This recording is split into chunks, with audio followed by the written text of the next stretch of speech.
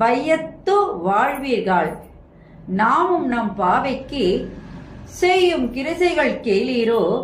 பார்க்கடலுள் வெய்யத்துயின்ற பரமனடி பாடி நெய் உண்ணோம் பால் உண்ணோம் நாக்காலே நீராடி மையிட்டு எழுதோம் மலரிட்டு நாம் முடியோம்.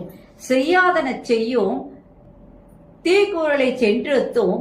ஐயமும் பிச்சையும் மாந்தனையும் கைகாட்டி உயுமார் என்றெண்ணி உகந்தேலோ ரெம்பாவாய். இது பாடல். இந்த பாடல்ல நோன்பு நோக்கின்ற பெண்கள், அதாவது இறைவனை நாடி சென்று அவனுடைய அருளை பெற வேண்டிய பெண்கள் எப்படியெல்லாம் அந்த நோன்பை நோக்க வேண்டும் என்பதற்கு உதாரணமாக இந்த பாடலானது அமைந்துள்ளது.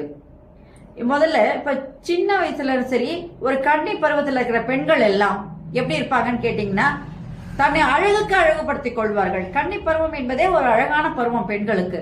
அந்த பருவத்திலே தன்னை அழகுபடுத்திக் கொள்வது என்பது அவங்களுக்கு ரொம்பவும் பிடிச்சமானது. அவங்க நிறைய நேரம் அதுக்கு தான் செலவு செய்வாங்க. காரணம் என்னன்னு கேட்டீங்கன்னா, தலைக்கு அழகா என்ன பண்ணுவாங்க, தலையை வாரி பல விதத்துல அவங்க தலையை இது பண்ணி அதுக்கு பூவெல்லாம் வச்சு நல்லா அழகுபடுத்திப்பாங்க. அதே கண்ணுக்கு மை வைப்பாங்க, மேக்கப் பண்ணுவாங்க. அதாவது கை நிறைய வளையல் மேட்சா இதெல்லாம் போட்டுப்பாங்க. அழகழகா ட்ரெஸ் எல்லாம் பண்ணுவாங்க. இதற்கான நேரங்களை அவங்க நிறைய செலவு பண்ணுவாங்க. இந்த ஒரு பெண்ணுக்கு, கன்னி பெண்ணுக்கு ஒரு கல்யாணம்